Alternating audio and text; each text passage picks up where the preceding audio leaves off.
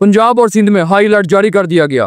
पंजाब और सिंध हुकूमत की जानिब से कहा गया कि किसी भी मुश्किल की सूरत में पैनिक ना हो और फौरन रेस्क्यू 1122 पर कॉल करें और अपनी फैमिली को सेव करने की कोशिश करें। एनडीएमए ने पंजाब के इलाके लाहौर, इस्लामाबाद, रावलपिंडी, मुल्तान, सियालकोट और भावलपुर समेत कई शहरों में सैलाब और तेज बारिशों का अलर्ट जारी कर दिया।